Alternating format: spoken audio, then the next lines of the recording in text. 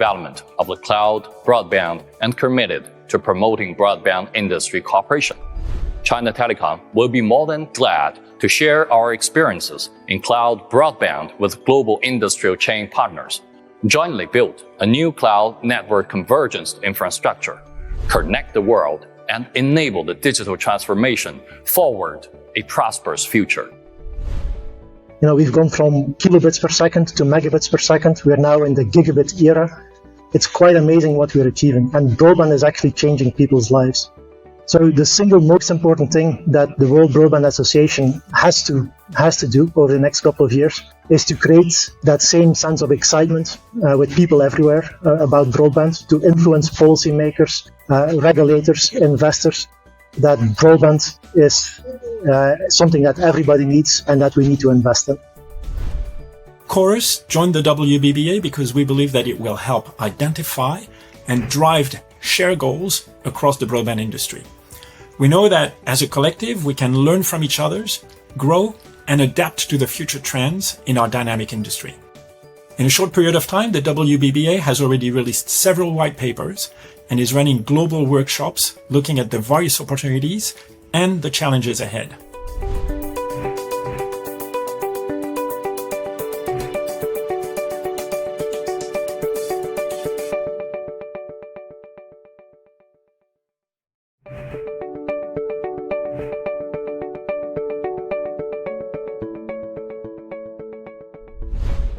Well, there are many existing standards bodies that are focused on the technical specification of next generation broadband.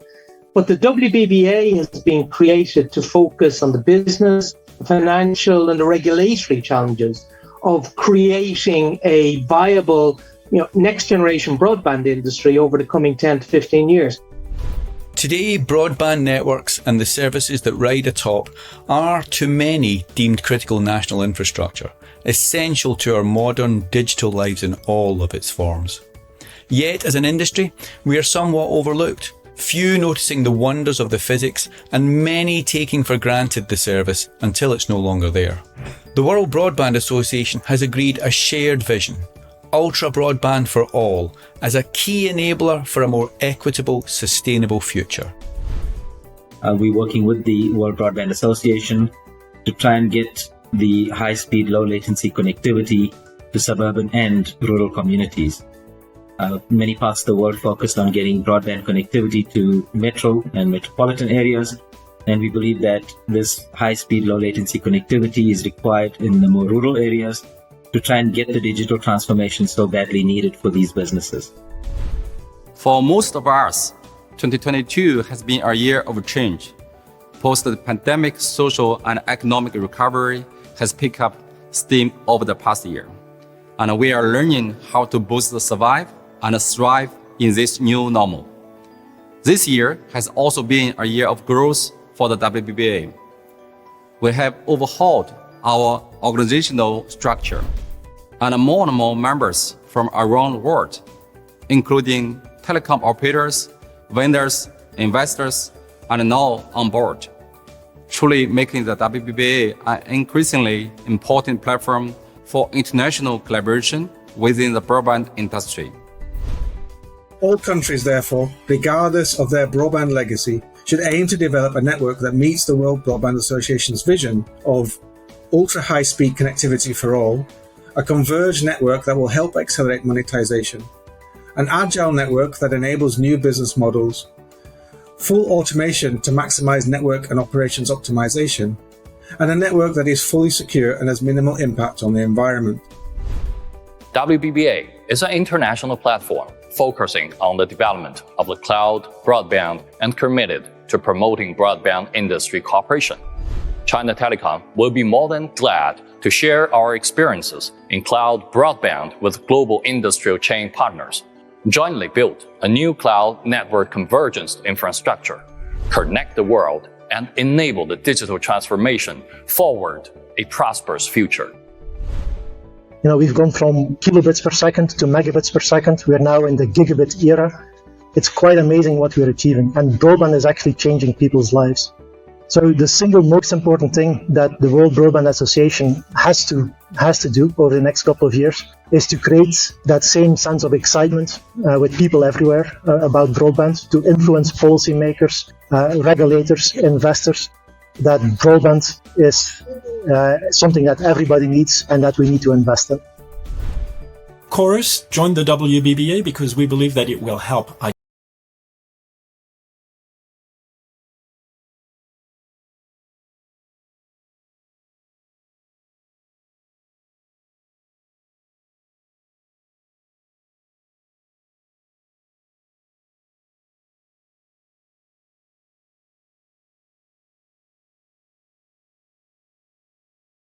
important role.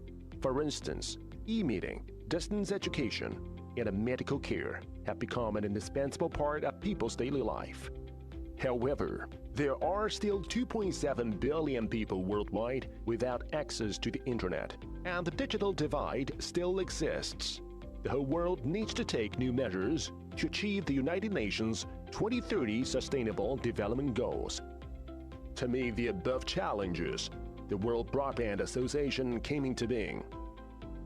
WBBA is a multilateral, industry-led association, providing leadership for digital broadband across the next decade.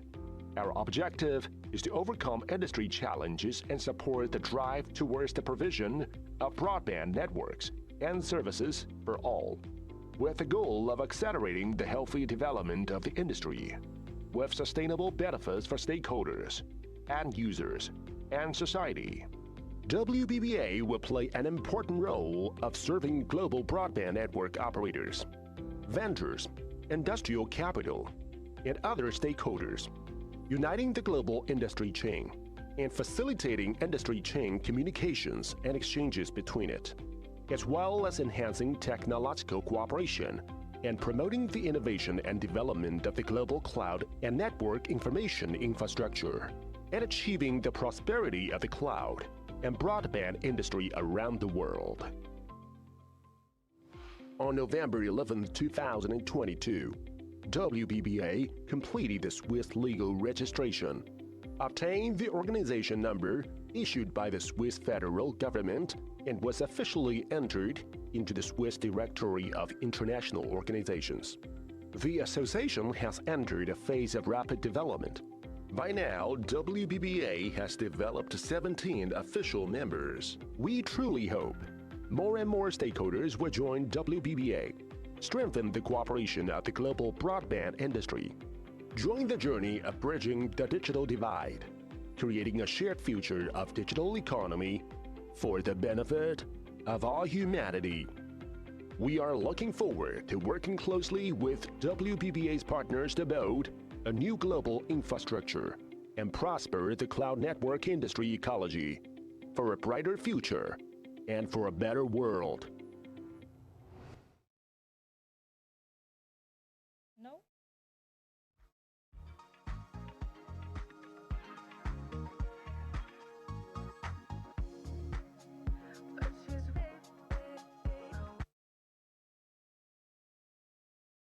And thank you for joining us here this afternoon at the World Broadband Association's Barcelona Seminar 2023.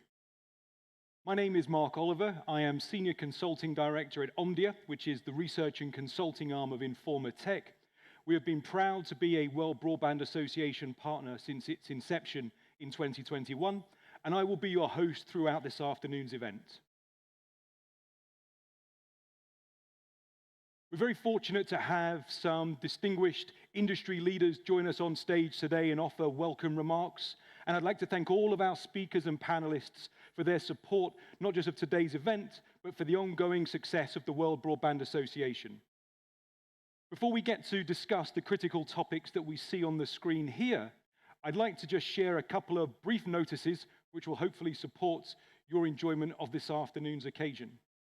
First of all, please do note that this event is going to be recorded and we'll be publishing the playback video on the World Broadband Association website for those who are unable to join us here in person this afternoon.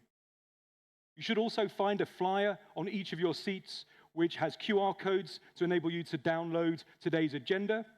It also gives you links towards the World Broadband Association thought leadership papers, which have been produced by our working groups comprised of our members over the course of the last year. I'd very much encourage you to download and engage and read those research papers. You can also make membership inquiries via the QR code. And again, I'd like to encourage you to take the time to submit that inquiry and to join us at the World Broadband Association on our journey as we seek to connect the world by bringing the benefit of broadband to all. There is also a brief, less than 5 minutes audience engagement survey for you to take part in as well, because your feedback as members and as part of our audience today is very important in the way that we develop future events and research. And just to note that we invite you to join us for our cocktail networking reception, which will be taking place next door immediately after today's event. With that, I'd like to welcome on stage today's sponsor, who will prepare his and deliver his address in Mandarin. So for those who would prefer to follow in English, I'll ask you to please insert your headset and move to channel 1 on the headsets. To hear the address from Executive Director, President and COO of China Telecom, Mr. Zhao Guanglu.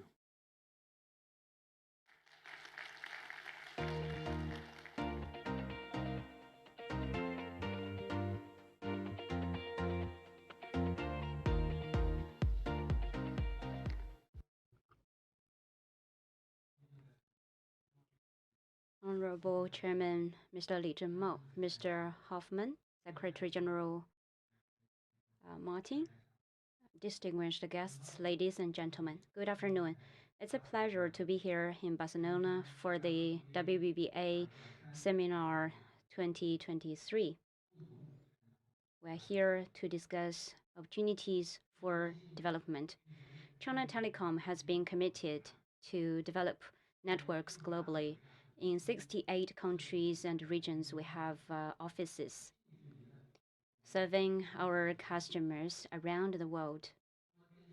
China Telecom's broadband internet networks serve about 180 million subscribers.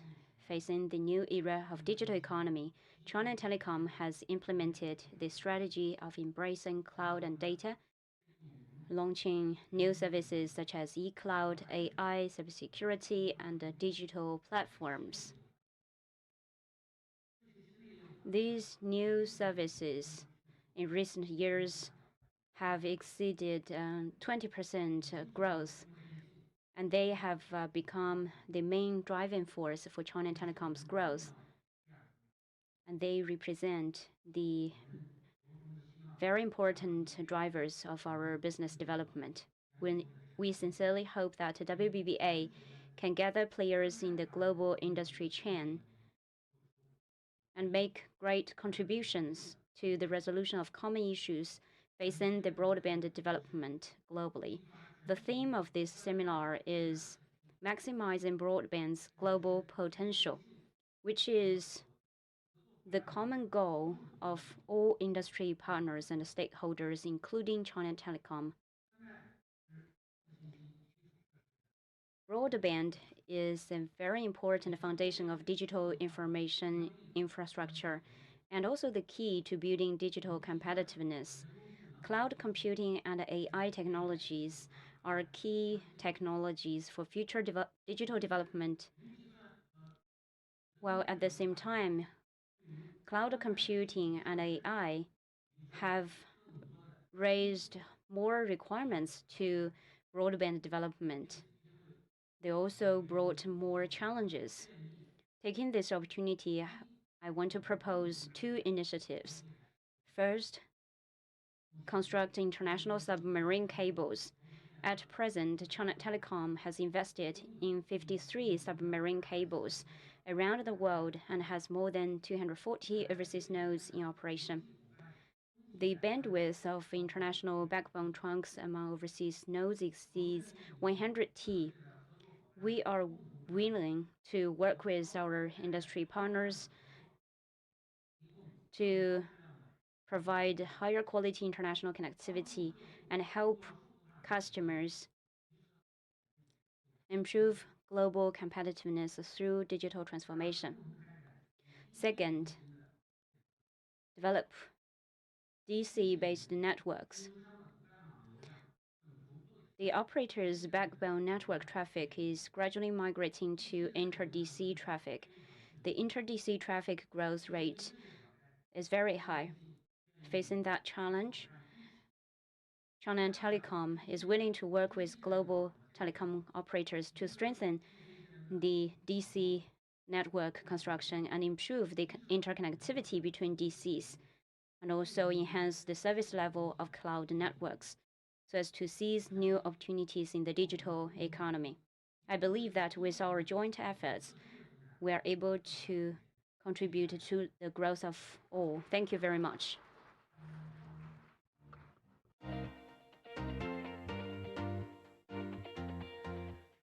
Thank you, Mr. Guanglu, Executive Director of WBBA Founder Member, China Telecom.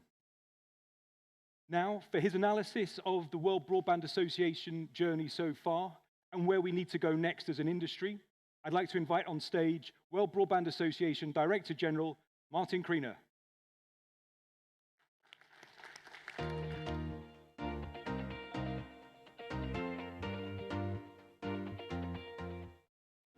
Hello, everyone, and it's an absolute pleasure to be here. A lot of work has gone into creating an opportunity for this seminar to take place, and many thanks to China Telecom for all of the organization of it and the sponsorship of this, as well as all the many other companies and people who have been involved in making this happen. Today, I'd like to give you a bit of background on the WBBA. Many of you may well have heard about it over recent months. Some of you may have been involved.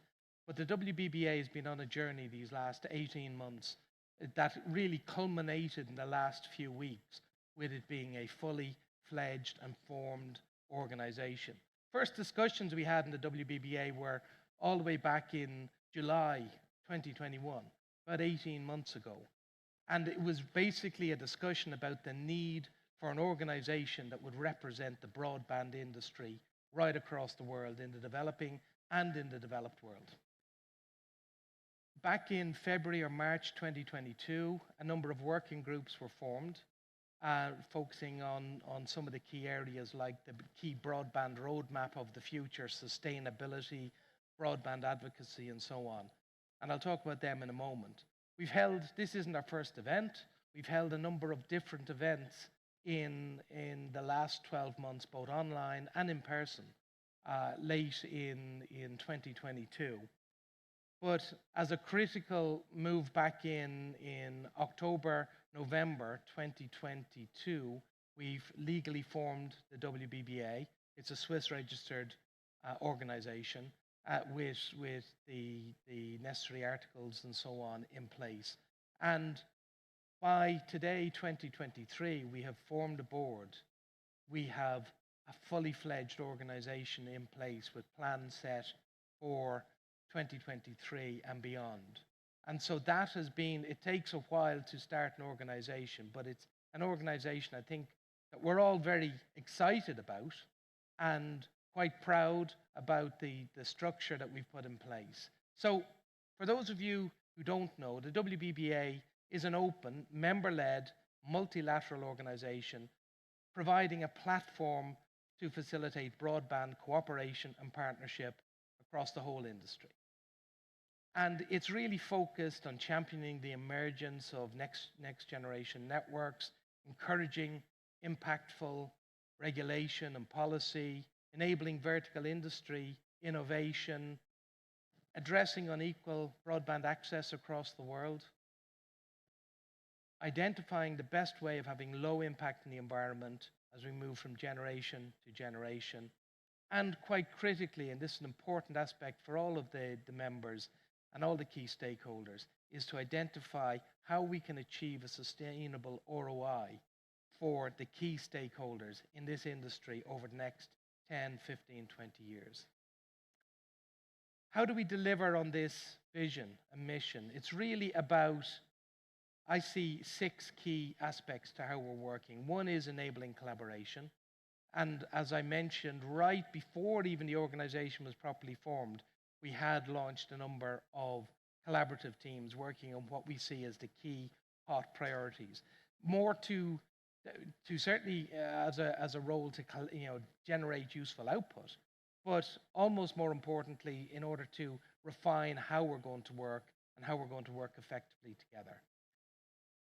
It's very much focused on capturing requirements, understanding what excellence looks like in one part of the world and translating that to another part of the world.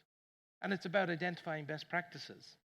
So the requirement might look at what the demand side of the industry needs in terms of capability from the key operators and the key suppliers, or it might be around the best ways to roll out, or it might be around business models. It's also about championing broadband advocacy. And the WBBA is focused on trying to understand the key factors that will either accelerate broadband adoption across the world or remove roadblocks that have been slowing down broadband adoption across the world, and then packaging them up in an interesting way and communicating them to the key stakeholders who may well be governments, may well be financial institutions, may well be the boards of our member companies. It's certainly about sharing industry knowledge and best ideas, and it's also about organizing industry events such as this one, and we have great ambitions to hold many more and larger and more impactful events than this as the years go by. I talk about the supply side and the demand side of the industry. And when I say supply side, I mean the people who create broadband, the network operators, the key suppliers. But the demand side is equally important. And from a demand side, I see everything from the metaverse to vertical industries to perhaps the equipment CPE manufacturers. But also on the demand side are governments and financial industries and the cloud hyperscalers. And so what the WBBA aims to do is to create a forum for pulling all of those key stakeholders into a discussion about the future of the broadband industry. As I mentioned, we kicked off a number of working groups even before the WBBA was properly formed. And those were focused on what we saw as a number of the most important topics that need to be addressed. Certainly developing a next generational roadmap. If you think the mobile industry has, for 25 years or more, created a concept of 1G, 2G, 3G, 4G, 5G, 5.5G, very clear understanding of what is coming down the road and what else is out in the market. The fixed industry has never had that concept. So one of our first working groups has been to define that next generation roadmap and to align it to other aspects of the industry, what the mobile industry is doing. Broadband advocacy is key, and I've mentioned that already. And so we've got a working group on the whole topic of understanding the key factors that are going to accelerate broadband adoption across the world and communicate those to all of the key stakeholders in an appropriate fashion. Environmental sustainability is of key importance to the WBBA, and we see the broadband industry as being a key player in how our industry as a whole, the whole communications industry, reduces its carbon footprint over the coming few decades. And excellence in broadband is going to be key in this area. And then also looking at, even though the WBBA is not an organization that focuses on technical standards, we do want to work very closely with the existing organizations who are developing all the standards that underpin the industry, whether it's the BBF, ETSI, whoever, ITU. And so we are looking at the evolution of network technology from the point of view of where we sit in the value chain so that we can communicate requirements back to other parts of the industry. I mentioned a number of different key pieces of output, but one of the key pieces of output was the generational roadmap, which looks at the future generations of broadband and what those characteristics are going to look like. And it's not just about speed. We often talk about broadband as if speed is the main characteristics, but there's characteristics like latency and reliability and level of autonomy and AI in the different generations, as well as secure aspects of security and so on, and the density of connectivity. And so we've been building a picture of what the future generations, if we're sitting at BB5 at the moment, then what does BB 5.5 look like? What does BB6? What does BB7 look like? And can we define those characteristics in a decent level of detail? And we've already produced the first white paper on that topic. We've been capturing a lot of broadband success stories. The World Broadband Association is a world broadband association. We have members already from every continent, every part of the world. But the reality is that different parts of the world are moving at different speeds. And what we're trying to do is capture excellence in one part of the world and communicate that to other parts of the world who are earlier on their journey towards broadband. And we've produced our first white paper of case studies that has been shared, but also it's a growing library that is available on our website. And as I mentioned, environmental sustainability. Again, we've produced our first view on how broadband can play a key role in tackling the overall environmental sustainability challenge our industry faces. So I welcome you here for this event today, and I invite you to, if you're already a member, get engaged in the WBBA. And if you're not a member, please reach out to us and consider joining. Thank you very much.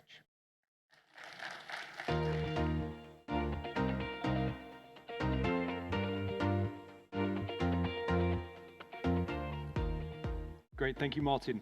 And as Martin says, the WBBA has been set up to serve this need for a collective voice for the broadband industry. So, do join us in creating that collective voice. Check on the QR code on the flyer on your table, submit a membership inquiry, participate in our working groups, feature in future events. Now it's my very great pleasure to invite on stage the very newly appointed chairman of the WBBA, Dr. Li Zhong Mao.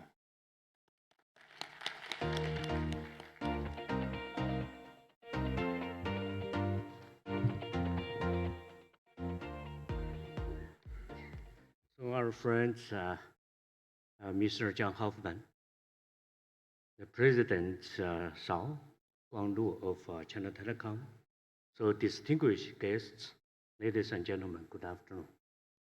I'm honored and pleased to be elected to serve as chairman of WBBA's Board of Directors at such an exciting time. WBBA accomplished its registration on November last year and officially entered into the Swiss Directory of International Organizations. The official launch ceremony was successfully held on December last year. The day before yesterday, we established the board. I want to congratulate all the board members elected and thank the joint endeavor of all the members from achieving those milestones. We will oversee the strategic direction of the association, which represents the world's operators, manufacturers, and organizations in the broadband ecosystem. Today, the rapid advancement of broadband industry is promoting the world's digital transformation at a very quick pace. It has brought about new ways of social production, creating new space for people's life, expanding the horizon of state governance, and improved people's ability to understand and shape the world. However, as the majority of people sharing the digital dividends, there are nearly 2.3 billion people still haven't access to the internet.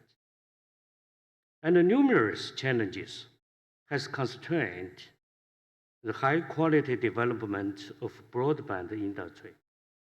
At such a pivotal point, it is critical to work together and maximize broadband's global potential to benefit people, business, and society as a whole. In order to achieve the above goal, WBBA was launched as a joint endeavor of all parties in this industry.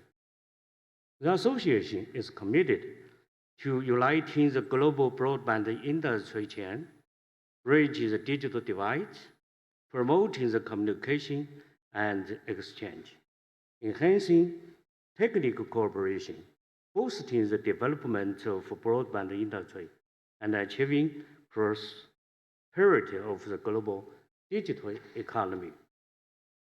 At this initial stage, WBBA will carry out the works based on three aspects. First, grow WBBA organization itself and improve the capacity for governance. 12 outstanding representatives from different fields of the industry compose the first board of directors of WBBA. Furthermore, we have also established the nomination committee and plan to set up an oversight committee and a senior advisory committee in the future. We hope to lay a solid foundation for the future development of association by forming more functional departments and expanding professional staffs in an orderly manner. Second, develop new memberships, as Martin just said. The growing membership will bring new energy and vitality to the association and help with tracking the real-time status of global broadband industry in a clear and comprehensive way. At present, the association has members from Asia, Europe, the Americas, Africa, and Oceania. This year, WBBA planned to grow the total membership over 100. The Secretary is collecting new members' intentions and will collect information about potential members worldwide through various summits, forums, websites, and other platforms. Actually, these days, so many companies who attend this Mobile World Congress ask us how to join the WBBA. They have very big interest in joining that. That's very good. Third, establish a clear industry perception and raise the brand awareness of WBBA. Today's Barcelona seminar is a good start. WBBA will continuously hold events like this and seek the opportunities to cooperate with other international organizations, especially here with GSMA, which I personally very familiar for more than 20 years.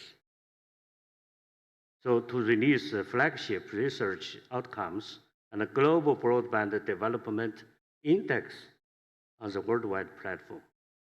The senior leaders of WBBA will actively participate in top-level conferences and forums, speak on behalf of the association, and advise the mission and vision of WBBA. We will also encourage existing members to share its cutting-edge technological innovation and best practice, and amplify them on social media. On the WBBA official launch ceremony last year as a member, so Mr. Zhao Houlin, then the Secretary General of ITU, summarized the keys for broadband development strategy, which can be concluded as 4 I's. Number 1, infrastructure. Number 2, investment. Number 3, innovation and inclusiveness. So in the future, WBBA will carry out our long-term strategy based on those 4 I's.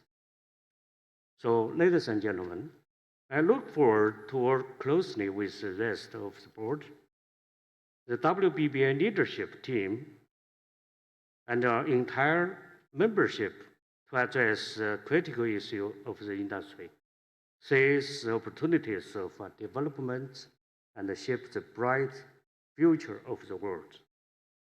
So we sincerely hope that more and more global partners from different areas of the industry will join WBBA, support WBBA, and cooperate with WBBA.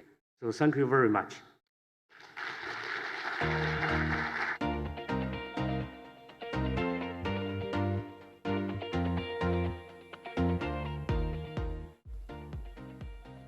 Thank you, Dr. Li Zhongmao. Some important comments there, particularly thinking about the 2.3 billion of those in the world without access to the internet and the need to maximize the potential of broadband, both of which we'll examine in the upcoming keynotes and discussions during the course of the rest of this afternoon. Given all the exciting things that are happening across Barcelona today, we are very honored indeed to be able to have a chance to welcome our next guest on stage. So please join me in inviting CEO and Director of GSMA, Mr. John Hoffman.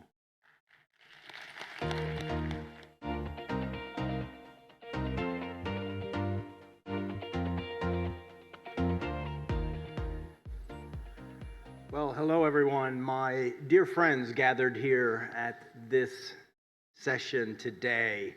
A very warm welcome to Barcelona. Yeah. Well, a personal warm welcome. The temperature is a little chilly, but it will get better. No rain.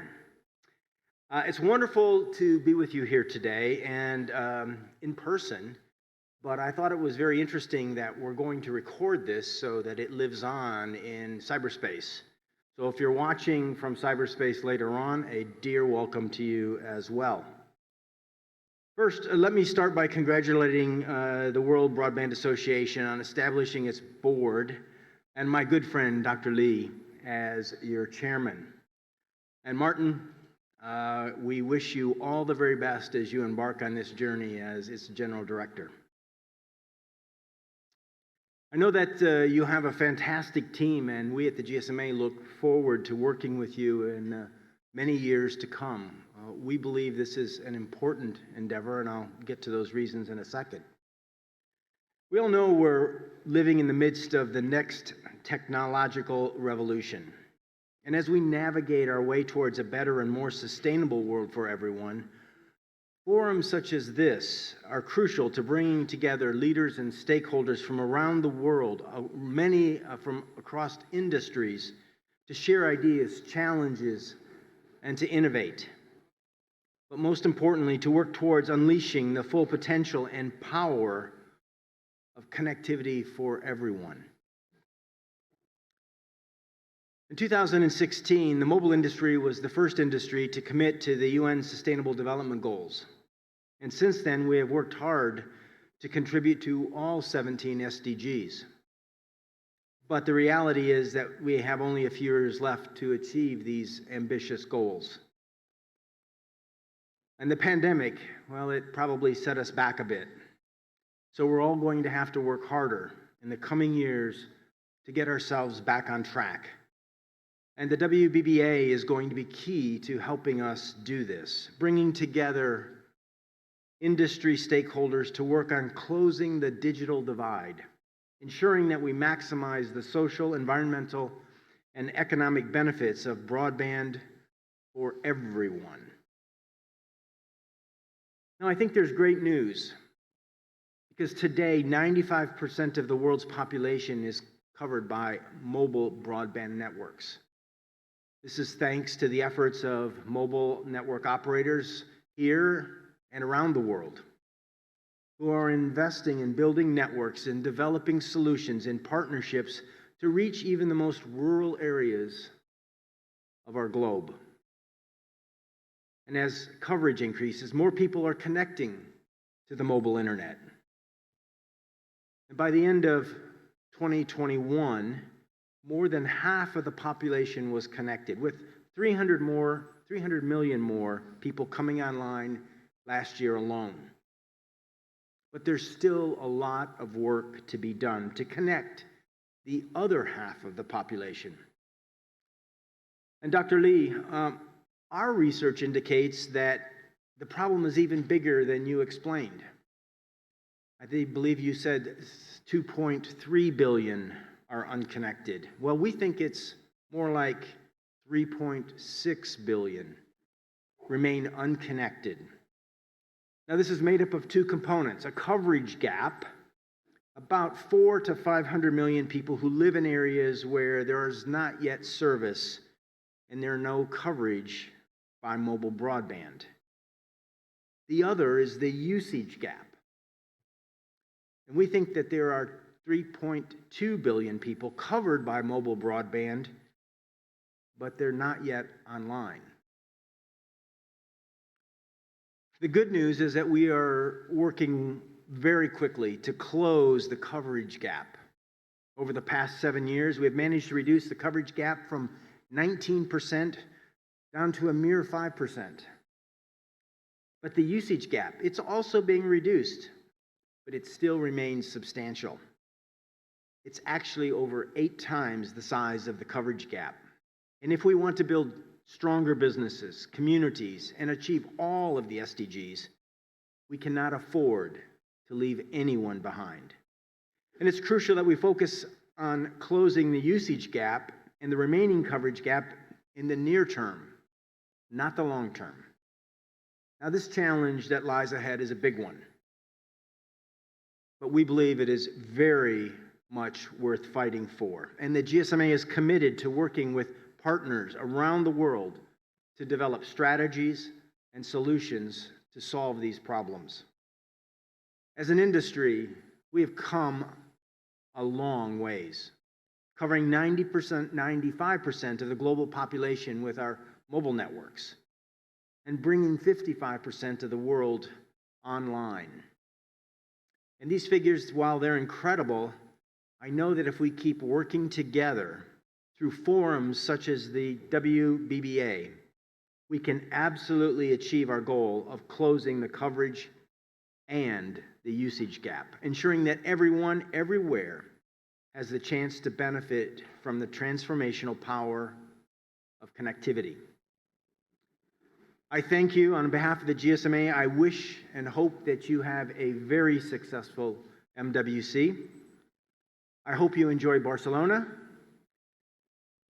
And if you don't mind, I must leave you after my talk, as I must return to Fira Gran Via to present our Glomo Award, which recognizes the best in solutions around the world. And who knows, maybe someone represented here will be one of our winners. So enjoy your conference and your networking event that comes afterwards, because MWC is about networking, discussing, debating, and solving the problems that confront us, including the usage and the coverage gap.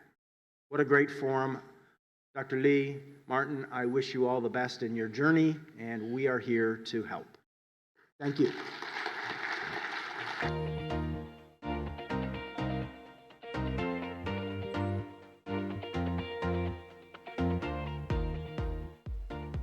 Thank you, John, for taking the time out to join us this afternoon. And on behalf of the WBBA, we look forward to collaborating with you together in the future to address those coverage and usage gaps that you so starkly outlined.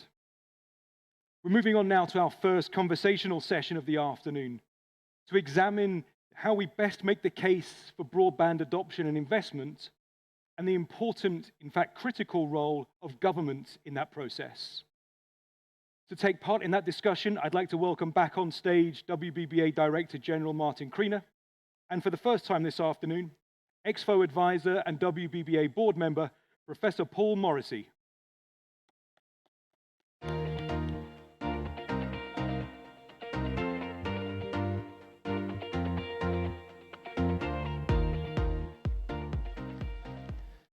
Well, nice to have a chance to have a more general chat on some of the topics that are of key importance. And delighted to be here with Professor Paul Morrissey. And Paul and I have known each other for many years.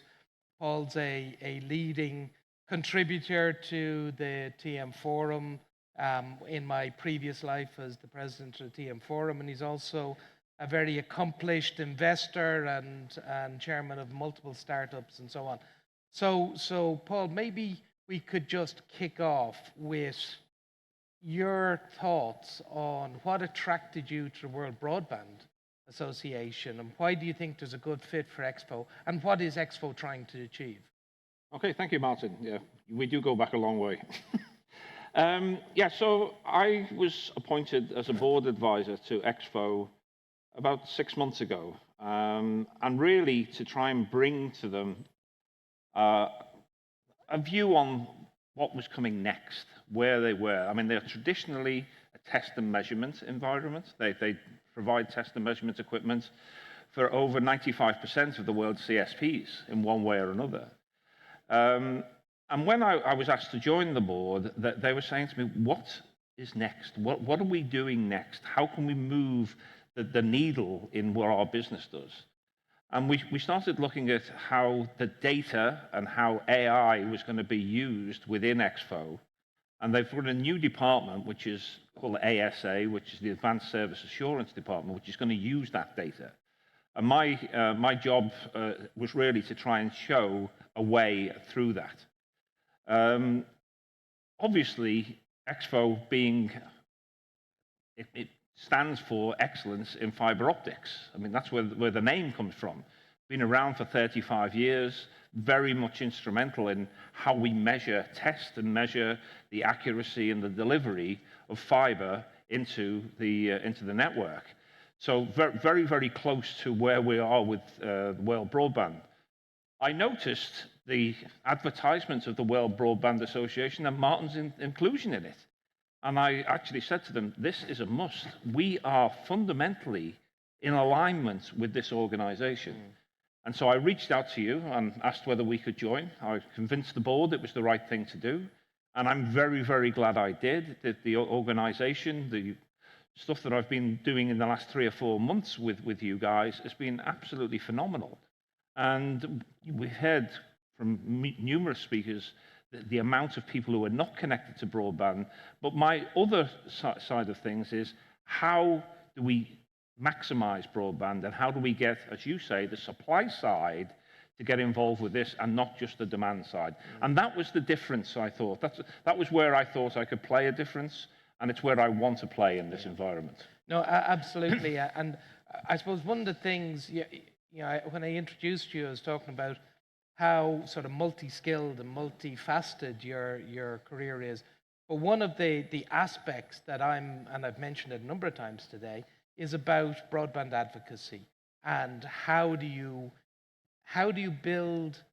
understand and translate the broadband industry to governments, to other stakeholders. And one of the things that in our conversation that really caught my eye is the work you're doing with the UK House of Lords on their broadband strategy and their metaverse strategy. And I think, could you say a little bit about that and what they're trying to achieve? Because I think if we can understand that in our industry and really get below the skin on that, it can enable us to make significant changes. Yeah, very much so. The UK House of Lords has many committees. They've got a broadband committee, they've got an AI committee, but they asked me to join something called the All-Party Parliamentary Group, which is an all-party. It's very neutral in the House of Lords to talk about what is happening next. We can see what's happened with the internet, with social media. We can see the damage that it's done and the benefits it's brought, but the damage it's done to a lot of people. And they are looking at what's next, Web3 and the metaverse. How will that change our interaction with our citizens? And a lot of the stuff within the metaverse is going to have to be delivered over broadband. Mobile is not going to hack it as we have it at the moment anyway, especially when we're going into fiber to the desk, fiber to the game, fiber to the person. And so that they're looking at how the harms that can do, and also the governance that we can look over the top of it. So this committee is very much around how we put in governance rules around that environment, the environment which is nascent at the moment. We don't really know what it's going to bring. We know it's going to be mainly delivered over broadband, not over mobile. And the fundamental rules, if you like, the governance rules that they put in place are trying to be established with this group. It's a group of about 7 or 8 people which meet bi-monthly. And I'm going to introduce the WBBA to them. In fact, I'm going to ask whether we can become participants, not members, because you can't be a member of the APPG, but you can be a participant. And I'd like to be the voice of that within UK government. So, and very, very important for us. So governance, transparency, accountability, and the sharing of responsibility. And it's fascinating what you say there, because you used the word there that, when I talk about rolling out broadband and getting more broadband there, getting it faster, getting it into more places, fibre to home, fibre to room, fibre to the desk, and so on, I never think of the word harm, right? Oh. And the harm that it can do. And I would suspect many people in the room here today don't think about it in context of harm. They think about it in context of good. And of course, there's a good that it brings. But what you're saying there is that we need to think more carefully about the potential harm and be prepared in that in our conversations with those government stakeholders, because there's two sides to this conversation, the good that it can bring and the potential for harm. Yeah, and it is a potential, but it is a real potential. I think I do a lot of this work within the AI environment as well, which is, it's going to be delivered over broadband most of the time, this artificial intelligence. And you've only got to go back to Professor Stephen Hawkins, who said AI could be the best or the worst thing that ever happens to humanity. So that double-edged sword has got to be looked at. And I think it's the role of government to put in governance measures which address that harm as well as the opportunity. I mean, many governments around the world are enabling broadband. In the UK, we've got the gigabit scheme, which is £5 billion being allocated to putting broadband into rural communities, which is great. But, we've got to think about what else comes with that. You sell a car and if you drive it correctly, it's great. If you run somebody over, it's fairly harmful. So I think you've got to look at both of those things in parallel. Yeah, and I think, even that one conversation would help me in terms of the broadband advocacy group, because we need to, as we're building arguments for broadband investment across the world, we need to not just beat the drum for the great things of broadband, but show that we're cognizant of the issues and hopefully be able to also share saying, and this country here got around this issue in this way, and this country here got around this issue in this way. Yeah, you said in your opening speech, which I think is amazing, with it, we want to proliferate best practice. If we can be the custodian of that best practice and the distributor of it, both to governments and to suppliers and to telcos, then I think we're doing a good job. And I think it's an essential part of what we do. We talked about the UN sustainability goals. A lot of those are around, how we look after our citizens. After all, we wouldn't be here if we didn't have citizens. We're trying to get these 3.6 billion or 2.3 billion or however many people who are not connected. We need to know that we're connecting them with responsibility. Absolute responsibility. And that is on us. We're not all at a race to the bottom. We're at a race to make people level. And we need to take that into consideration. That's really interesting. To kind of wrap up this discussion, what are you hoping to get from the WBBA, and what are you hoping to contribute from your massive experience? And you also mentioned, and I did mention in the introduction, your great expertise in the AI world as well, and that feeds into next generations of broadband, BB 5.5, BB 6. But so what are you kind of imagining that you might get and what you might bring? What I get, I think, at my age, I get things which are helpful to other people. I mean, I'm not in it for the profit anymore. I'm in it for the good. So that's what I want to get out of it. I want to put some stuff in which gives good and less harm out to people. What can I put in? I can put in a wealth of experience of how this is happening within AI, what's going on with the AI industry, if you like. We're very much at the beginning of that journey, but that journey needs broadband to actually make it go forward. One of the things that we've talked about, you and I have talked about on many occasions, is, and you did touch on it, that I'm into startups. I invest in many technology startups. Lots of them are in the content environment. And the metaverse is going to be another proliferation of that content. We need broadband to be able to enable that. We need broadband to the desk, to the eye, to the goggles. That's how that's going to work. I'm not saying that it can't be done with mobile, but it's more difficult. The latency gives us some massive challenges. But I think our responsibility is to actually make sure that that environment is secure and we've thought about it. Just thinking about it is actually the first step in solving it. And I think bringing those stakeholders into the discussion early on is going to be key to us not being in an echo chamber of our own, where the people who understand the technology, people who understand the business models of selling and creating broadband, don't just live in an echo chamber of our own community. But what we want is the type of community that you can also bring into the room to say, that's all great, but you're not talking about this important thing. You're not talking about this important thing. Yeah, absolutely right. I mean, whenever somebody comes to me with a technology startup idea, I say to them, what's the problem you're solving? We know what the problem is that we're trying to solve. And go and validate it with people who you think have that problem. So if this problem is in the supply side, the metaverse, the gaming environment, we need to have that voice within our community. And I think that pushing that voice out and getting that validity into our DNA is massively important. Otherwise, I hate to use this, we're marking our own homework. Yeah. We end up saying it's great because we have found a bias. We founded this. Our bias is to make it successful. What our real objective should be is to why would it not be successful?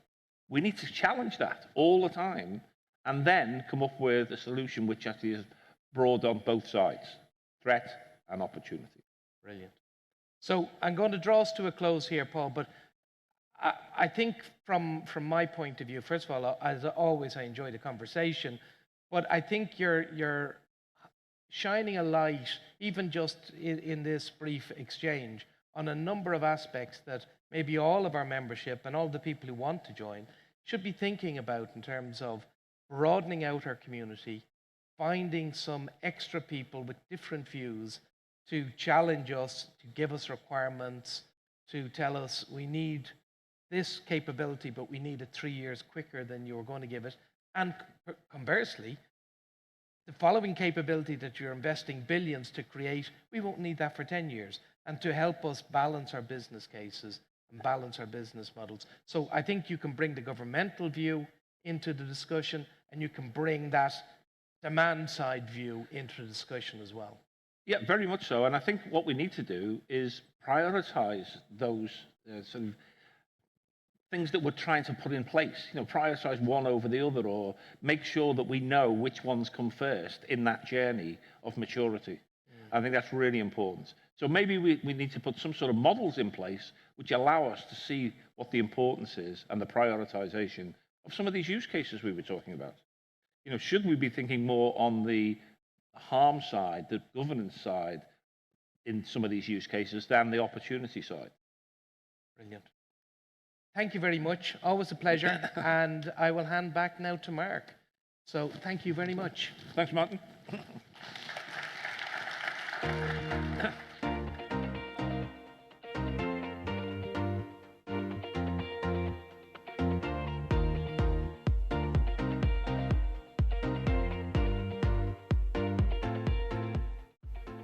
Thank you, Martin. Thank you, Paul. Particularly fascinating to consider the need to run towards the risks, to address and to mitigate the risks in order to best proliferate broadband best practice. I think that's a conversation that will continue. There was conversation there about different perspectives, different viewpoints, and again, we encourage you to bring your perspectives and viewpoints and to challenge perhaps some of the thinking that you've been hearing today by becoming a World Broadband Association member. Next, to explore for us the growing importance of and momentum behind fixed wireless access, I'd like to invite onto stage Vice President for Technology from Ookla and World Broadband Association member, Mr. Brennan Smith.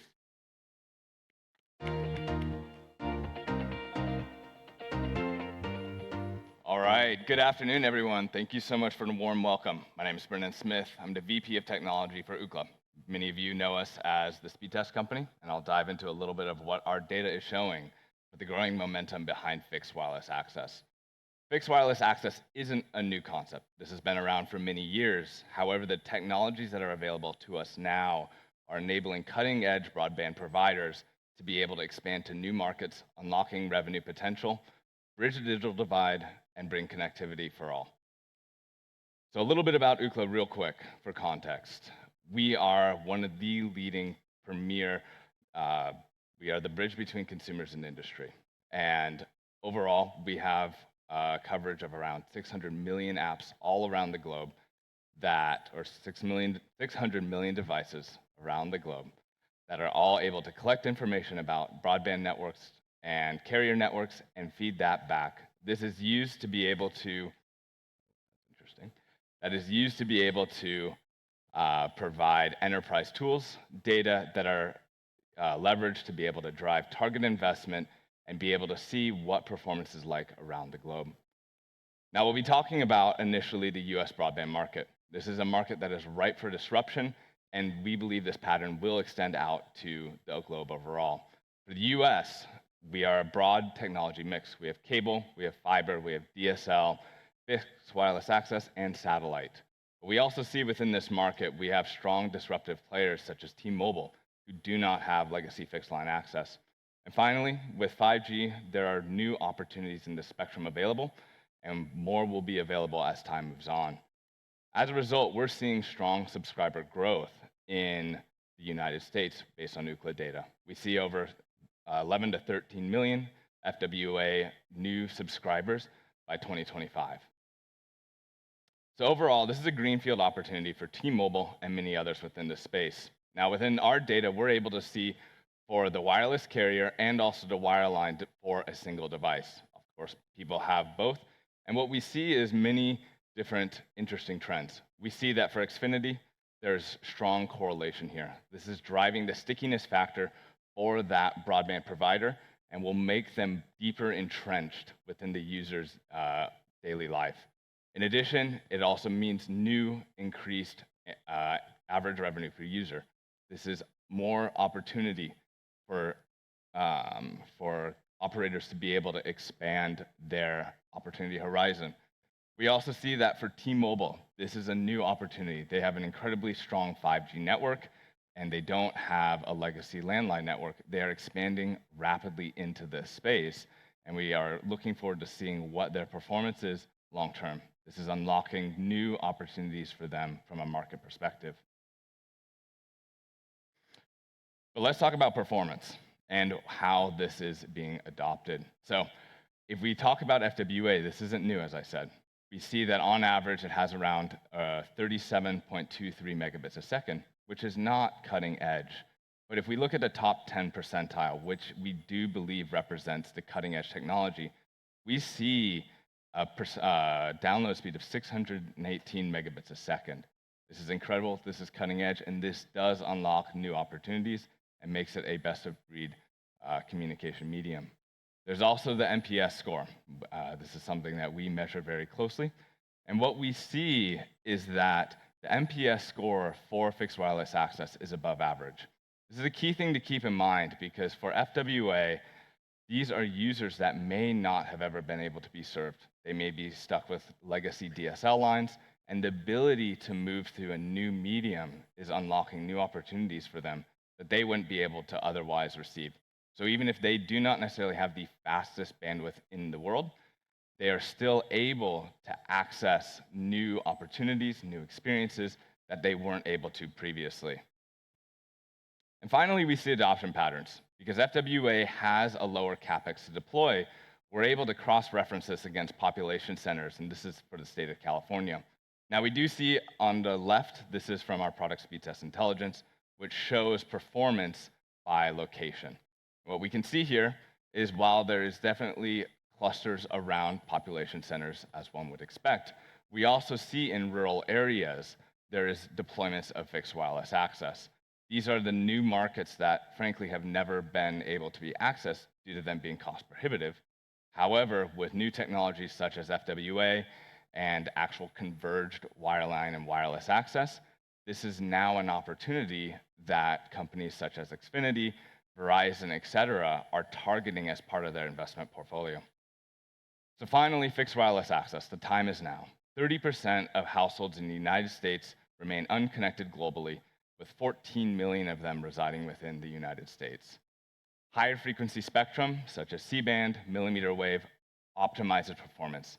We are limited by the bands of physics, and as a result, new regulatory measures to increase spectrum allocation will further drive this performance. Scale is required for deployment. However, we're now seeing more and more mature solutions in the market. 5G modems are accessible. They're accessible both from a hardware platform purchasing perspective, but also from a software managing perspective. We're seeing more and more CPE providers having cloud-controlled systems, and which reduce maintenance, which reduce costs, and overall can be better automated. Finally, we're seeing that fixed wireless is moving from niche to mainstream. This is something that we're very excited to see. And looking at data from our colleagues at Omdia, we are seeing that overall there's been steady growth of fixed wireless access. But if we look at the future, we see that this becomes a geometric curve, especially with the availability of 5G. We expect that the trend of 5G access will continue to grow, and that this will be a dominant player within the broadband ecosystem to help fill in the gaps and to acquire new users. Thank you very much.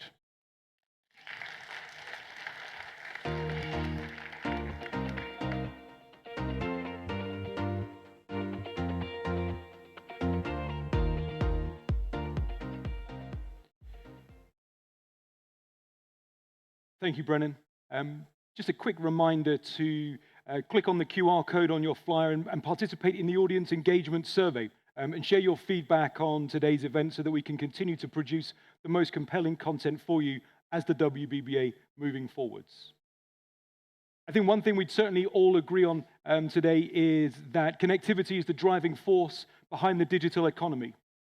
To examine for us the importance of broadband and cloud adoption to accelerate that digital economic performance, I'd like to welcome on stage VP from China Telecom, Dr. Li Jun.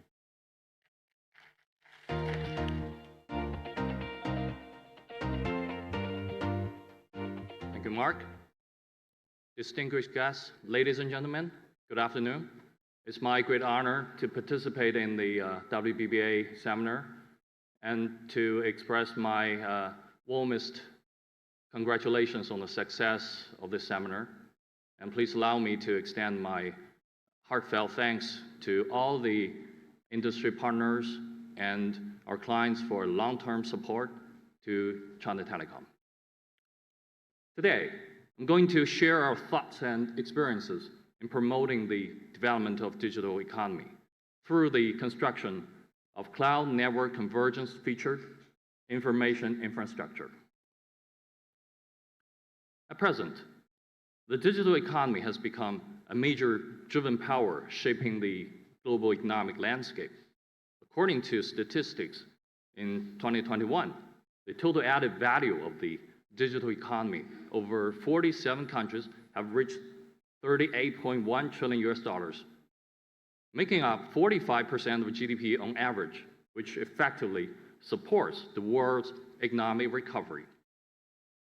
In China, the digital economy has maintained a rapid growth rate of 15.3% on a year-on-year basis, and is expected to make up 40.5% of GDP by 2025.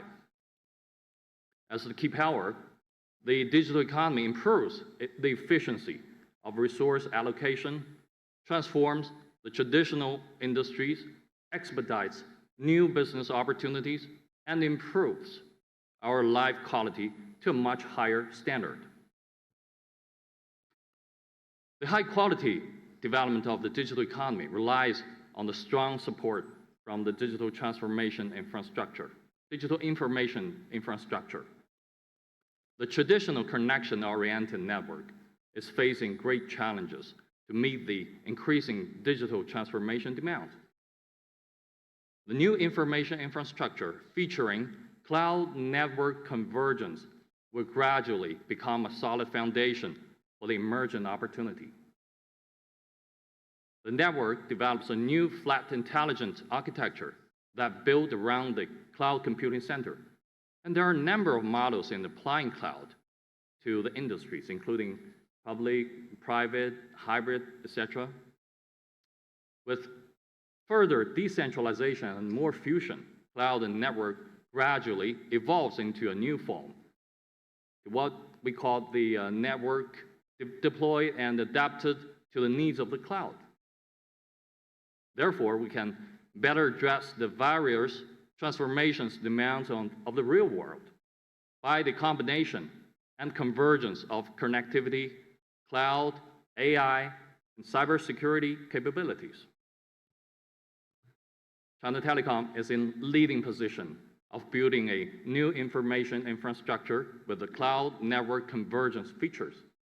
We put forward the concept of optical network 2.0, which has the vision of building a full optical intelligent network with flat architecture.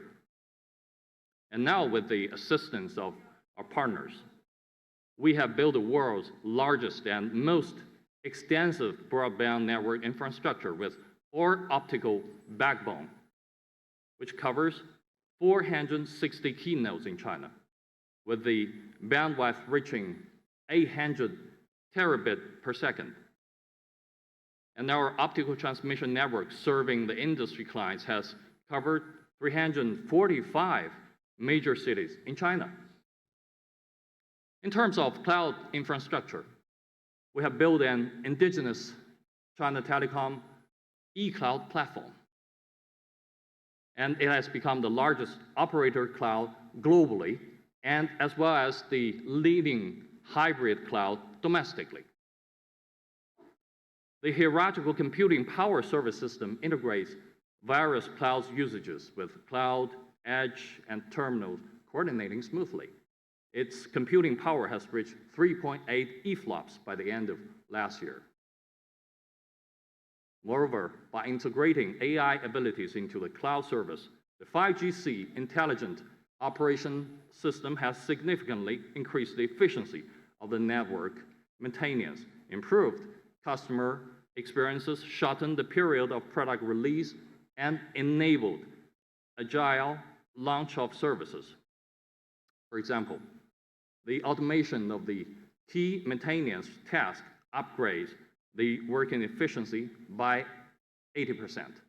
The time cost of UPF deployment has been dramatically reduced from 3 days to 3 hours. And the configuration of network elements improves to minutes level. China Telecom eCloud has formed a cloud network convergence layout by investing large resources over the years. There are 2 top-tier data centers located in regions with abundant energy resources, 4 second-tier data centers deployed in the most developed areas, 31 distributed data centers been built in each provinces, and a large number of edge clouds to cover more than 300 cities. O is the construction of nodes along the Belt and Road, extending the computing power in overseas areas. So from the slide, you can see that the O stand actually overseas, and X stands a lot. The eCloud has made great progress in a series of fields such as cloud operating system, distributed database, elastic computing, CDN, etc., and has become the industry-leading platform, which is credible, secure, and open for access. The total revenue of eCloud has grown rapidly in recent years, which accounted to $8.9 billion last year, ranking the first among the global operators in public cloud. Our cloud business focuses on key industries like smart city, manufacturing, transportation, education, medical, and other key sectors, building a new growth engines driven by the integration of cloud, AI, cybersecurity, and digital platform, which I just mentioned before, enabling the digital transformation of the numerous industries. Until now, our eCloud has carried more than 20 provincial government clouds, 31 provincial medical platforms, 8,000 medical institutions, leading in the cloud construction of more than 1,000 smart city projects, and over 100,000 manufacturing companies, which effectively promoting the digital transformation of China's economy and society. Ladies and gentlemen, WBBA brings together global network operators, suppliers, cloud service providers, and other stakeholders. It plays an important role in promoting communication and exchange, strengthening technology and commercial cooperation, and promoting the innovation of global cloud and network information infrastructure.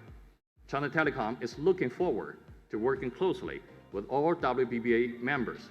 By sharing our practices, we truly wish to inspire more stakeholders to participate and drive innovation with us, to engage in the journey of digital transformation on the platform of WBBA. Dear partners, let's work together to maximize the broadband's full potential, to eliminate the digital divide, and to shape a brighter future for the global economy. I wish you all the best. Thank you very much.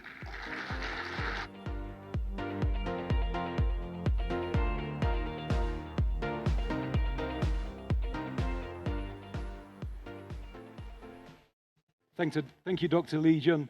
And an excellent call to action there for everybody in the room, but for everybody watching the recorded version on the website. How the new digital infrastructure will drive the digital economy is the focus of the latest WBBA working group, and very much touches on a lot of the themes and thoughts that were shared in that presentation. So we urge you to participate in that working group, and also to access the existing working group white papers via the QR code on the flyer on your seats. Now for a look at the light that broadband currently brings to the world and how we need to move forward as an industry, I'd like to invite onto the stage WBBA founder member and CTO of FITS Networks from Nokia, Stefan van Hastel.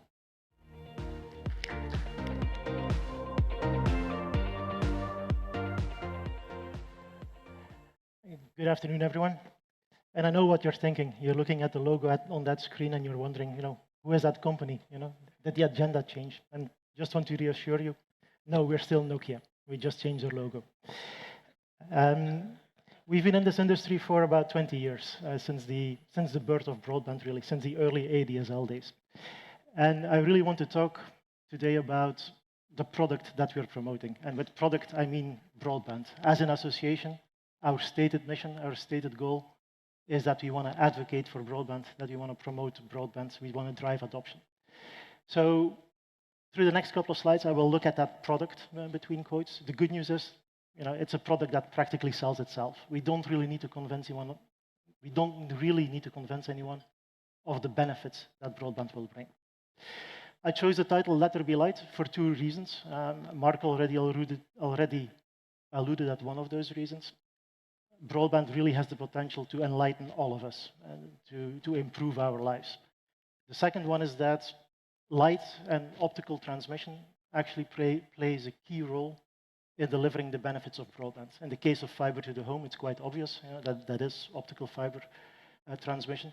But even in the case of the latest DSL technologies, G.fast, or the latest cable technologies, DOCSIS 4.0, or the latest wireless technologies, millimeter wave fixed wireless access, all of these technologies really rely on fiber being deployed pretty close to the end user.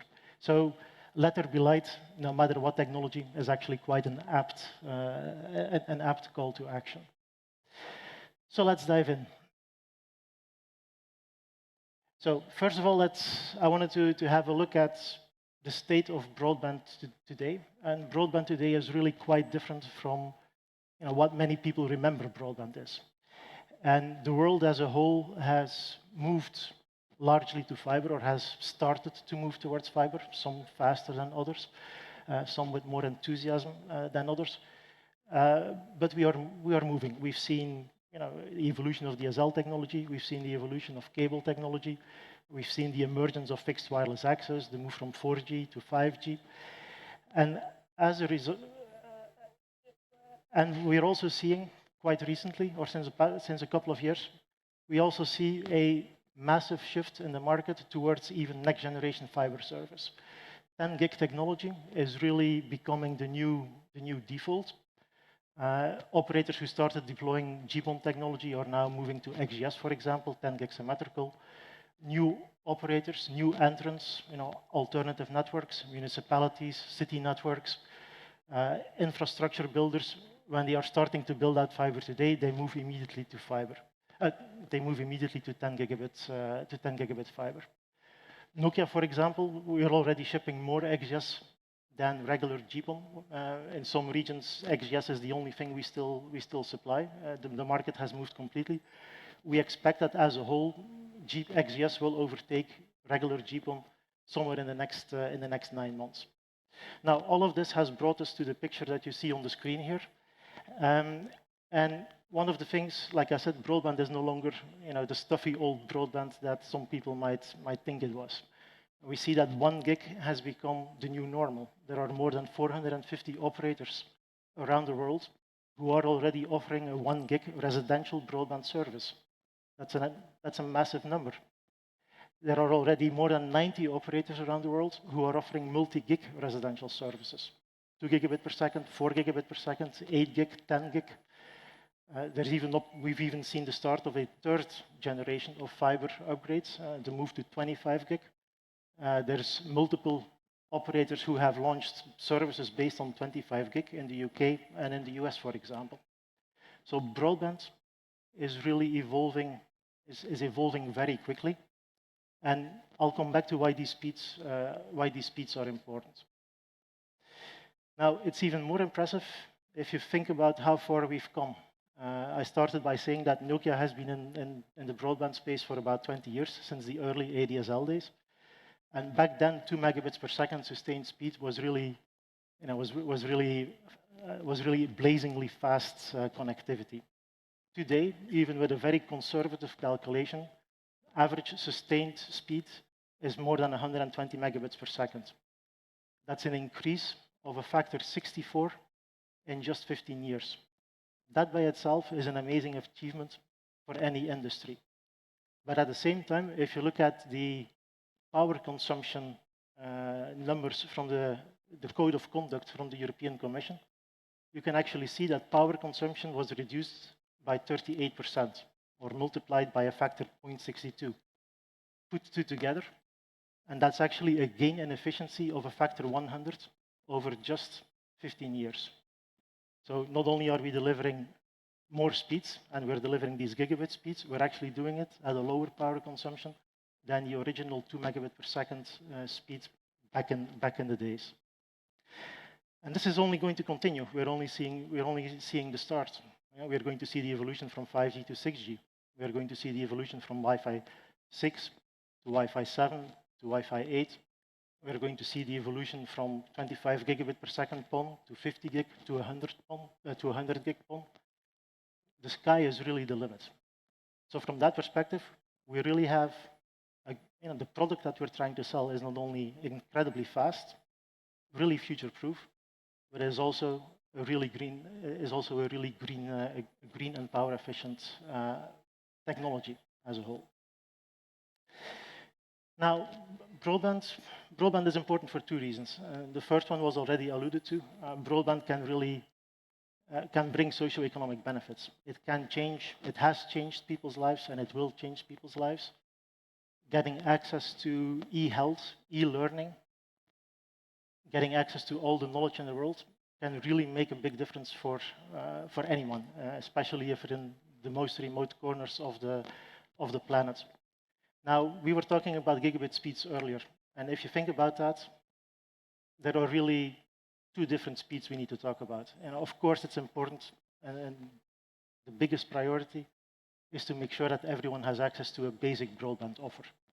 And even getting access to a few tens of megabits per second on mobile broadband can make a world of difference. But in parallel to that goal, we also need to make sure that we work towards getting everyone towards the gigabit future. So we really need to work on those two goals in parallel. Yes, connecting everyone with a basic broadband service is the most important, but in parallel, we need to work on that gigabit future. So that's one area where broadband makes a huge difference. The second one is that broadband also has the potential to transform businesses and to transform everything we do. Some of us in this room are old enough to recognize what these things used to be. You know, the videotape, records, and a set of encyclopedias. All of these have been massively changed by the advent of broadband. And it doesn't stop here, obviously. You know, broadband has transformed the way we do meetings and allowed us to work remotely. That means we're taking cars off the road. It means we're taking planes out of the air.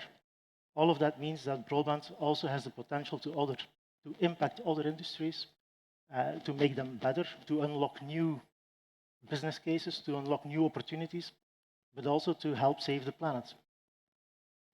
So finally, where will broadband go next? I mean, like I said, the sky is the limit, right? So broadband is not just, we tend to think about broadband as in terms of, it's fiber to the home. That word by itself, although it's quite exciting, is actually also limiting. If you think about it, broadband is not really a fiber to the home network or a fixed wireless access network or a DOCSIS or a cable network or a DSL network. It's really an infrastructure that passes every home, every street, every building, that has unlimited potential. We've increased the speeds a factor 64 in the past 15 years. We will continue to do so. It is green, has low power consumption. It will last forever. Once it requires significant time to deploy, but once it's there, it's going to last forever. So this is a network, this is an infrastructure that can be used, yes, to connect homes, but it can also be used to connect businesses, to connect schools, to connect smart city infrastructure, and basically to support any use case that people can think of. So we do have a fantastic product between quotes again that we are working with, that we are trying to convince policymakers, regulators, investors to invest in. So please join us and help promote broadband. Thank you.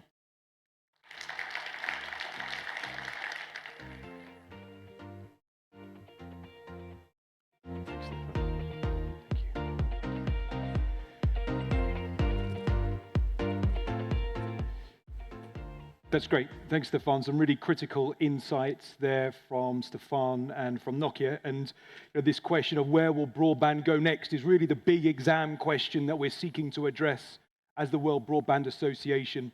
So do join us and contribute to that conversation as we continue to address it. We're now moving on, as the eagle-eyed among you will have spotted, to the panel section of our agenda. There is a conversation to be had around how do we best define the digital divide and what is the right consensus to how we solve that problem. We're talking about really big cross-industry challenges that require really deep thinking and cross-industry solutions. And this is what we're going to begin to address during the panel discussion this afternoon.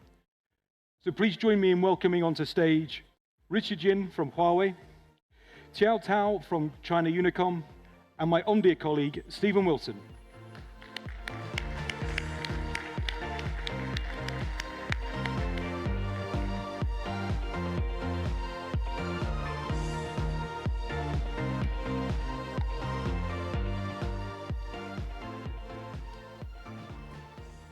Thank you, everybody, for joining us on stage this afternoon. I think just by way of kind of setting the scene for the conversation, it's undisputed that broadband is an enabler of GDP and that is now part of our everyday lives. But high-quality broadband connectivity is now critically important.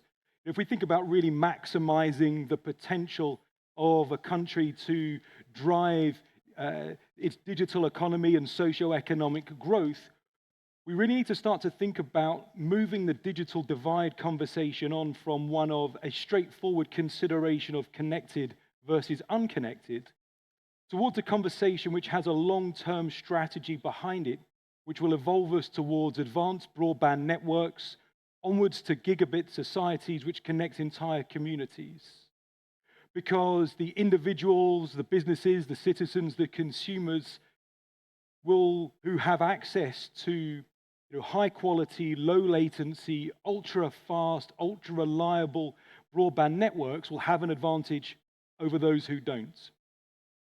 And that's what we're going to look at here during this panel with our expert speakers. We're going to consider what are the success stories and strategies that operators, vendors, governments, policymakers, investors need to consider if, as an industry, we're going to achieve our broadband connectivity goals, if we're going to close the digital divide globally, and if we're going to drive genuine and sustainable socioeconomic growth. We will, of course, welcome questions from the audience, so please do put up your hand as we go if you have a point to raise or a question to ask. But before we get started, I'd like to invite my panelists here to make a brief introduction of themselves. Mr. Jin. Good afternoon, everyone. My name is Richard Jin. I am from Huawei. I look after optical business unit, including optical transmission, fixed network, and other optical application business. Thanks. Thank you. Mr. Tao. I'm Qiu Tao. I come from China Unicom Global, and it's very glad to join this afternoon's discussion. Thank you. Great, thank you. And Stephen Wilson. Yes, hello everyone. So I'm Stephen Wilson. I'm an analyst at Tom Deere. Been covering the broadband space for around 15 years. So looking at broadband both through the supply side, but also looking at demand as well. Great, thank you all. To get us going, maybe if I just start with a brief statement. And connectivity is obviously critical and essential to the development of the digital economy. And the ultimate goal is to be able to provide everybody with high quality broadband connectivity. If we take a step back for a moment, how do we think we're doing in terms of the provision of high quality broadband connectivity, and how important is that in terms of driving regional developments? Maybe Stephen, if I come to you first of all. Yeah, sure. So I guess one way of answering that is looking at fiber to the home coverage. We certainly see in some of the larger developed markets that is reaching sort of 90% plus of total country premises. I think over the next few years, we'd expect other developed markets to follow that same kind of trajectory. I think also a lot of fiber to the home in emerging markets. It is a little bit more variable in terms of the scale of those deployments, but the trajectory is the same. So there are some very large deployments, let's say, for example, in Southeast Asia and Latin America, but also in other regions as well. And I think, if we look at then the demand side, what we note is actually fixed broadband speeds are pretty good. So 60% of global fixed broadband speeds were 100 megabits per second and above in 2020, and that had grown to 69% by the end of 2022. So that's a pretty decent performance. I suppose one perhaps bigger area of concern, or partial area of concern, is just in some of the emerging markets sort of had a bit of a difficult time economically emerging from COVID. And that has meant in some cases, after a real boom in subscriber numbers during the pandemic and during lockdowns, that growth has now tailed off quite substantially. However, that's definitely not universal. So there are some other large emerging markets, let's say India, where the growth in subscriber numbers continues to be very strong. And I think all that's hugely important, really. The ability of a fixed line connection to deliver uncapped service to subscribers can drive overall data consumption in a country, allow consumers and enterprises to get the full benefit from data. So there's a bit of commentary on the Wonderful. state of play. Thank you, Stephen.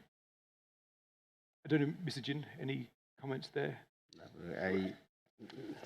Because otherwise, what I would like to do is look at some of the, from an operator perspective, we think about that driving of regional development. Mr. Tao, perhaps some of the innovative use cases that you're seeing that are being deployed and developed in industry, perhaps. Yeah, it's true. Actually, if we consider the fixed network development here, compared with the mobile industry, I think is still far behind. Yeah, the reason is when we develop the fixed network, we are always facing a lot of challenge, including the rewrite, the construction cost by deploying fibers. Therefore, we need to find the solutions to solve those problems, including the government policy, regulator support, investment support, all kinds of things, and also from an equipment point of view, what we can do is to innovate, to provide a new solution to reduce the construction cost, to support the faster delivery, to faster deployment of the fixed broadband network. Excellent, very good. And that innovation, Mr. Tao, at China Unicom, some of the use cases that you're seeing being deployed right now. Okay. Connectivity has always been one of the main business of China Unicom. And China Unicom attaches great importance to the coverage of connectivity. The construction of network is being promoted every year. By the end of 2022, China Unicom has completed all optical fiber network coverage in urban areas and basically completed optical fiber network coverage in rural areas.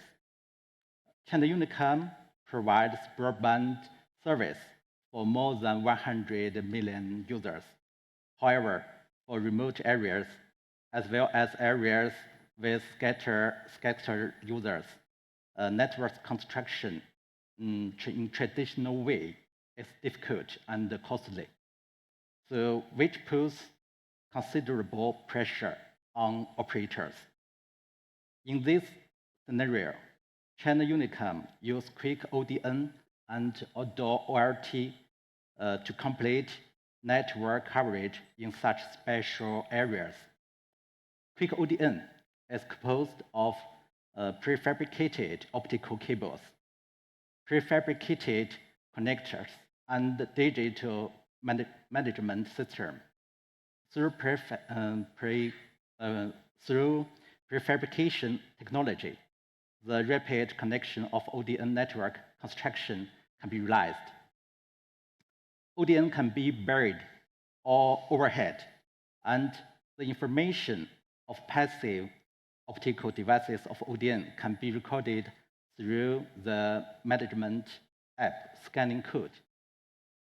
Automatically generate network topology.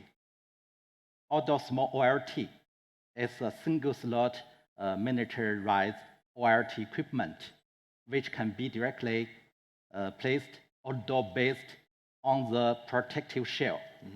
So the OLT can be directly hung on the pole of the base station and use the base station power supply. So at the same time, the OLT does not need to be configured on site. Through the use of new technologies to expand the network coverage, aiming to provide network connectivity for the remote areas, promote regional development, and provide digital services. Excellent. Thank you, Mr. Tao. There was a hypothesis, I guess, that as the world emerged, post-COVID, that the demands, or the bandwidth demands on fixed networks would maybe start to drop or to plateau, and that hasn't been the case. If we think about operators and how successfully they're evolving their digital infrastructure, What are the pain points and challenges that China Unicom are facing right now, Mr. Tao? Okay, China Unicom continues to update network infrastructure and is currently expanding the construction of 10G PON network. With FTTR technology, it has provided high-quality network service to users. And at the same time, China Unicom deploys intelligent operation and maintenance system to promote the automation and the intelligence of network maintenance. While improving the network infrastructure, it also faces the management and the maintenance challenge of large number of passive optical devices in the access network. Passive devices have the advantages of low cost and low energy construction, but it also brings problems that it's difficult to manage by digital means because of the passive characteristic. The large number of passive devices and the buried environment increase the difficulty of maintenance. Although there are some management methods at present, but there's no efficient, convenient, and low-cost way to overcome these challenges. Innovative solutions from relevant industries are still needed to fill the gap. Understood, very much so. And if those are some of the challenges, and I'll come to you in a moment on this, Stephen, I wonder, Mr. Jin, what should some of the technology priorities be for the industry to overcome these challenges? Okay, actually, for the fixed network development in different market, they facing different challenges. Just now, Mr. From China Unicom, mentioned they are facing how to, how to improve the experience, the user experience, and how to, increase the revenue by, improving the experience and the user experience. I think this is the situation in the developed market, like in China, like in Europe. Therefore, we need the innovative solution to support their requirements. For instance, 2 years ago, we launched the FTTR solution, fiber to the room solution. As you know, as before, in China, we only have fiber to the home. Fiber to the home, it can support, 100 megabps Wi-Fi, very good experience. There is no problem. However, China, in the last 2 years, we have already have more than, almost 100 million gigabit users, and the users, home broadband users. Therefore, how to get the gigabit, a real gigabit Wi-Fi, experience? This is a big challenge for the network providers. And based on this requirement, Huawei, we innovated the FTTR solution to support this. To support these requirements and help our customers to increase the revenue, increase the ARPU. And also, this solution we can also extend it to the business, users, business enterprise customers. This is in the developed market. If we see the developing market in the world, for instance, in the Asia, in Africa, the big challenge is how to build the FTTH network faster and low cost. This is the challenge in those markets. But for us, for the suppliers, we always provide the innovative solution. We provide we call CO plus X solution. What means X? X means we use a central office plus the airport solution. This small ORT can be installed on pole, on the building, on the every site. Every site. By this way, we can provide a very cost-effective solution to support their FTTH business, and it can be very fast to be deployed. Excellent. And so I think we would all agree then that advanced broadband networks and FTTH, FTTR provide great opportunities for the industry. but there may be some concerns that they require significant investment. So I wonder, Stephen, how can we best make the case for investment? How do we best bolster ROI there? Yeah, so I guess there are two ways of looking at that. There's the revenue side. I think one point I'd like to make is I think sometimes we underestimate the willingness to pay for an uncapped fixed broadband connection in emerging markets. So I think a lot of the evidence shows households in lower income markets sort of willing to pay about 4 or 5% of their household income on a decent quality fixed broadband connection, which is pretty good, really. So don't underestimate willingness to pay in terms of revenue.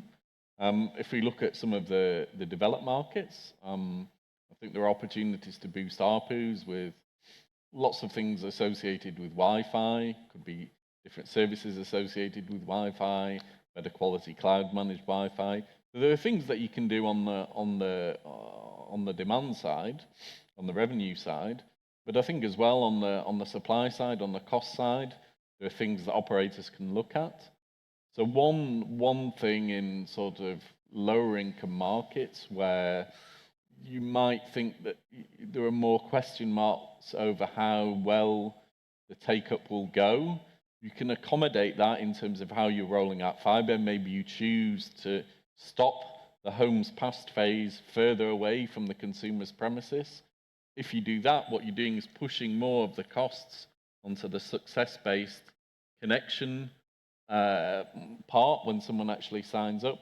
So there are ways of sort of manipulating, changing that cost base to take account of perhaps potential lower take-up in areas of lower income. So I think there are things you can do on the revenue and cost side. Generally, I think a pretty good business case in a lot of occasions for investment in things like fiber to the home. Absolutely, and just staying with fiber to the home, there is still there's this belief that it's for developed markets only. How much of a risk is that position? I think it is a risk. I mean, I think the first point is that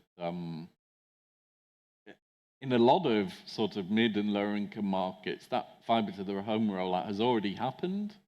Particularly if you look at Southeast Asia, you look at countries like Thailand, Vietnam, Indonesia, to an extent, Philippines. So really significant rollouts there. Latin America is in full swing in terms of fiber rollout. So there are countries that are already doing that. Those that don't do that are obviously falling behind.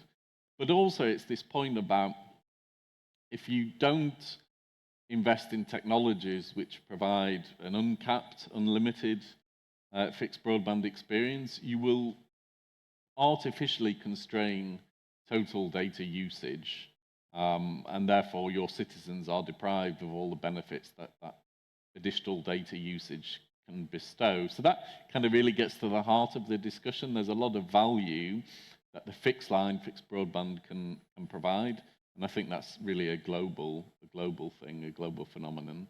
Absolutely. Thank you, Stephen.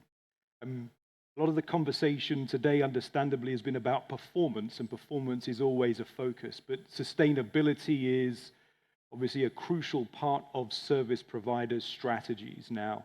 Mr. Tao, from your perspective at China Unicom, how successfully are service providers implementing sustainability strategies? Okay.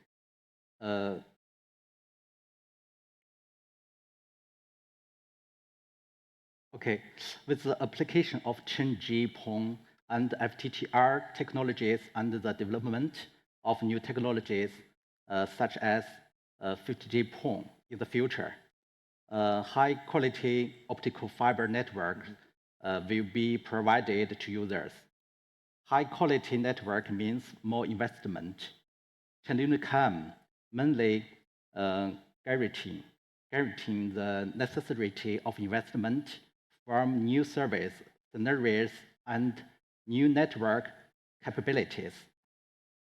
First of all, in terms of new service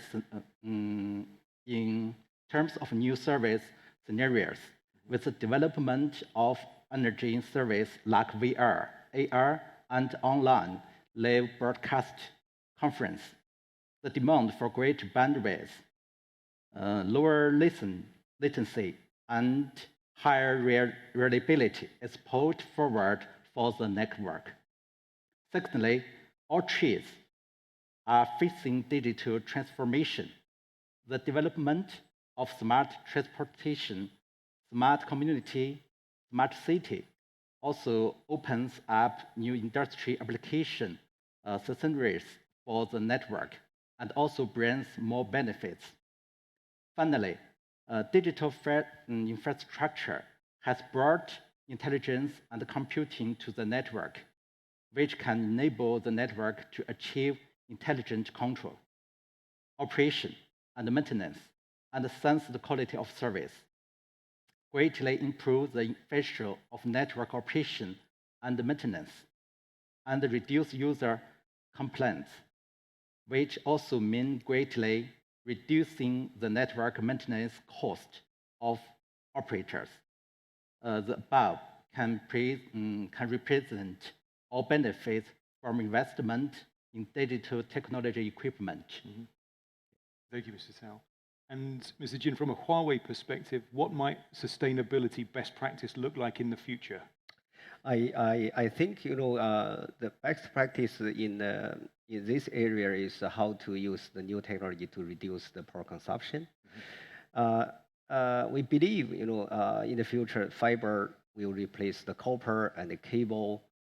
As you know, even in Europe, in European Union, they have already calculated with the fiber replacing the copper, they can reduce the power consumption by 10 times.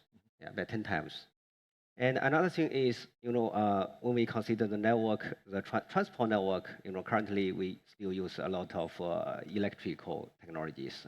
We use router hub by hub, and we use the electrical cross connection technologies. We believe, in the future, we can use more optical cross connection technology to replace this pure electrical cross connections. By this way, it can reduce the power consumption dramatically. Generally speaking, I think as you know, we are discussing the F5G advanced standard in the ETSI. Yes. When they consider the F5G advanced, the big target is to put fiber to everywhere and put the optical cross connection to every site. I think this is the best practice. I believe this is the future. Thank you, Mr. Jin. Before we start to wrap up the panel conversation, I just want to kind of take a step back and look across all of our topics of conversation this afternoon.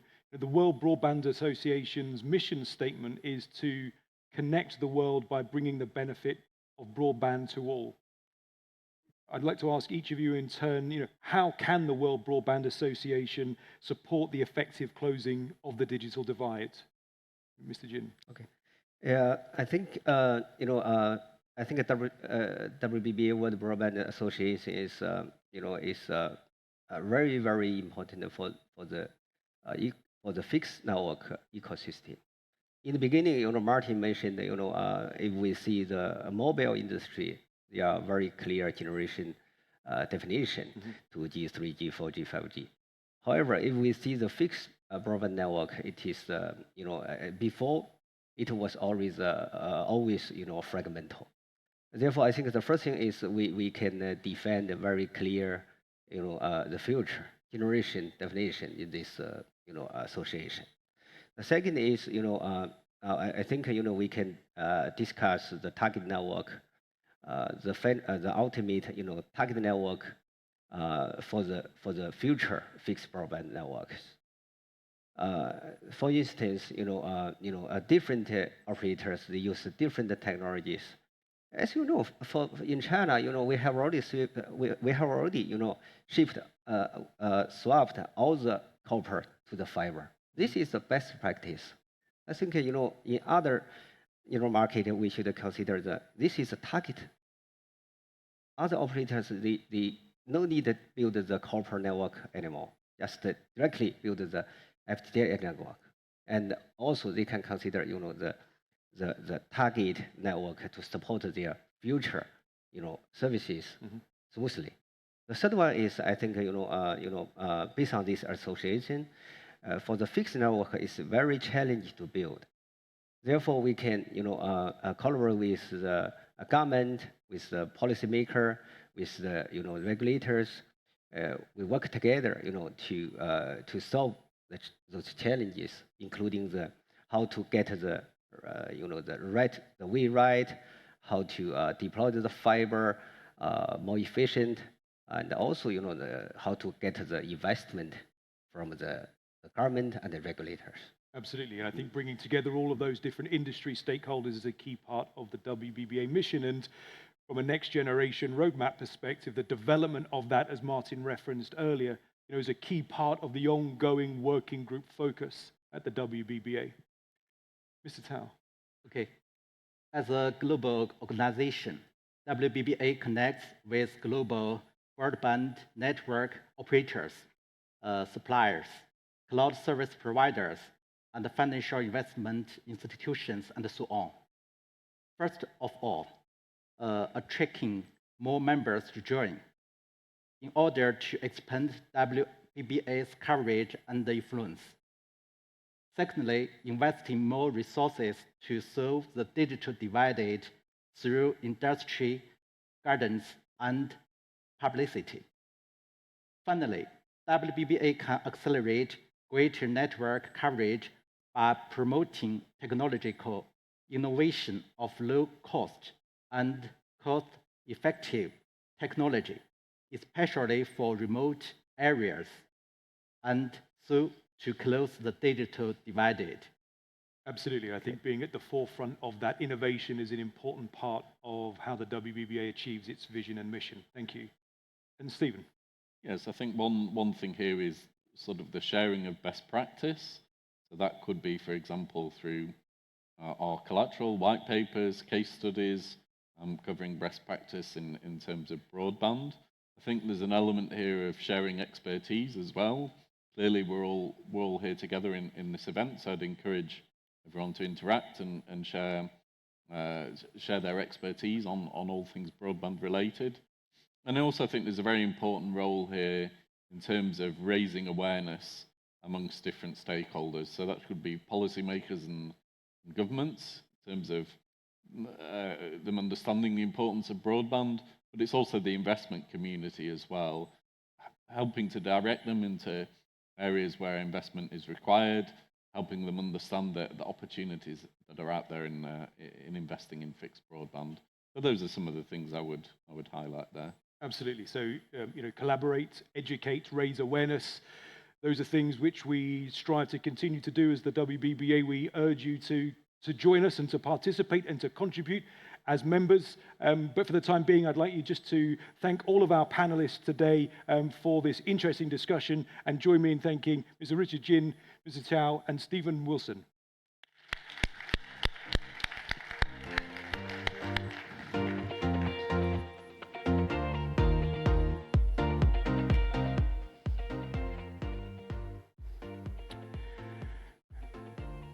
And before we retire next door for some very well-deserved networking refreshment, I'd like to welcome back on stage for his closing remarks, the WBBA Director General, Martin Kriener.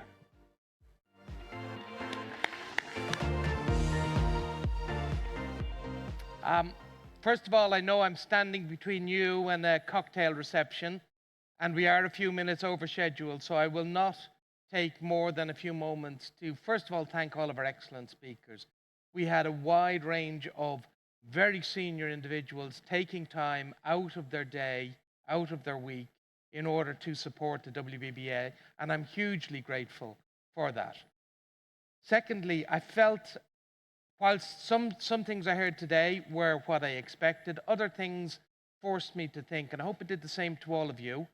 There was some ideas, some concepts that I felt were challenging and challenging me in how to think about the future of WBBA. And so I hope everybody else got as much out of that I did. And thirdly, I would just very much look forward to having a casual chat with any of you who can stay and share a drink and a bite of food with us in the cocktail reception, which is next door. So thank you for attending. our WBBA seminar and watch this space. Thank you.